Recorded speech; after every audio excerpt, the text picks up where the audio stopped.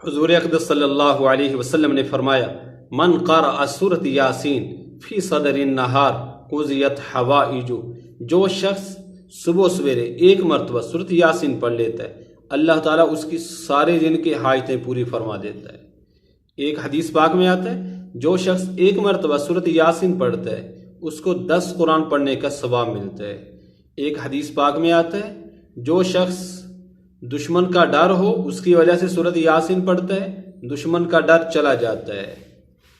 اور جانور گم ہو جائے سورۃ یاسین پڑھو، جانور مل جائے گا۔ کھانا کم ہونے کا ڈر ہے سورۃ یاسین پڑھو، کھانا پورا ہو جائے گا۔ ایسی عورت جس کو ولادت کی تکلیف ہو رہی ہے اس کے پاس بیٹھ کر سورۃ یاسین پڑھو، اس کی ولادت میں بچہ پیدا ہونے میں آسانی ہوگی۔ ایسا آدمی جس کی جان نکلنے میں دشواری ہو رہی ہے تو اس کے پاس بیٹھ کر سورۃ یاسین پڑھو، جان نکلنے میں آسانی ہو جائے گی۔ ایک حدیث پاک میں آتا ہے جو آدمی روزانہ شام کو سورۃ واقعہ پڑھتا ہے اس کے گھر میں کبھی فاقہ نہیں آ سکتا۔ ایک حدیث پاک میں آتا ہے جو شخص روزانہ شام کو سورۃ تبارک الذی پڑھتا ہے اس کو قبر کا عذاب نہیں ہوگا۔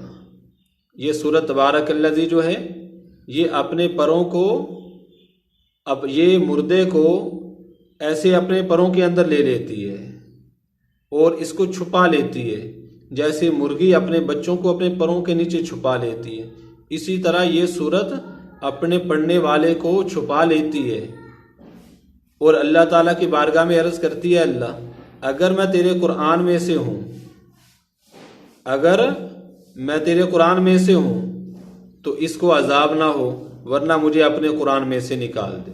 اللہ تعالیٰ فرماتا ہے میں تجھے اپنے قرآن پاک میں سے تو نہیں نکال سکتا پر میں اس کو عذاب نہیں دیتا ہوں۔ اللہ تعالیٰ پھر اس کو عذاب نہیں دیتا۔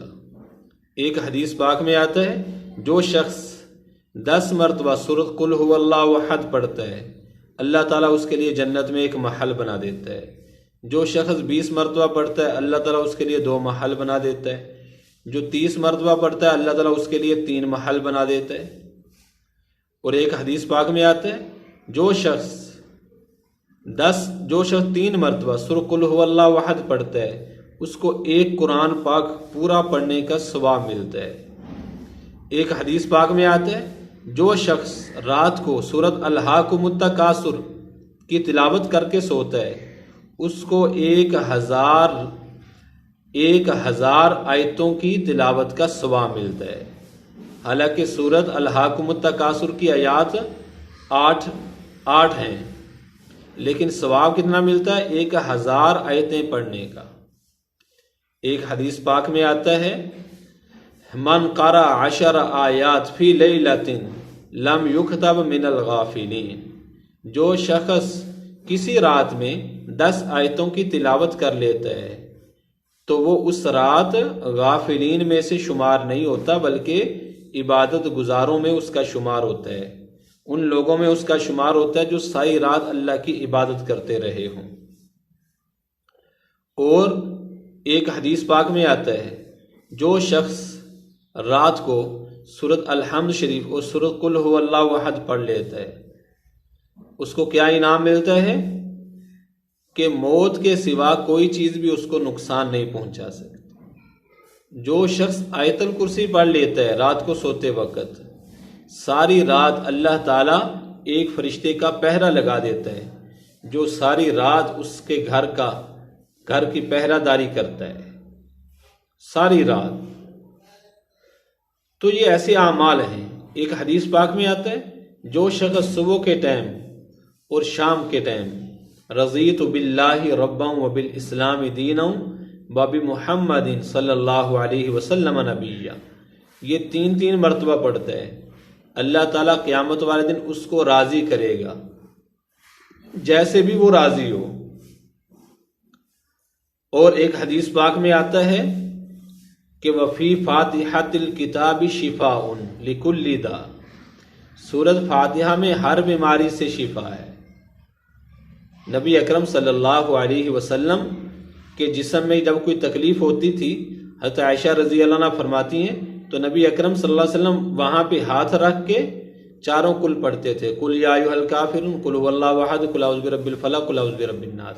یہ چاروں کل پڑھ کے آپ اپنے اوپر دم فرماتے تھے، اور جب کسی کو کوئی تکلیف ہوتی، کسی جگہ پہ درد ہوتی، تو پھر آپ ہاتھ نہیں رکھتے تھے، ویسے ہی دم کرتے تھے۔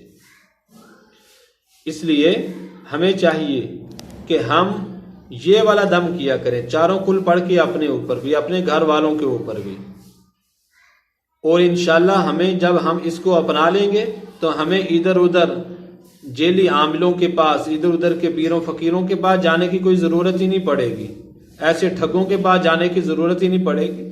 سنت دم اس سے بڑا کیا دم ہو سکتا ہے، جو نبی اکرم صلی اللہ علیہ وسلم خود اپنے اوپر فرماتے تھے، اور آپ صلی اللہ علیہ وسلم خود دوسروں پر فرماتے تھے۔ ایسے دم سے اوپر کون سا دم ہے؟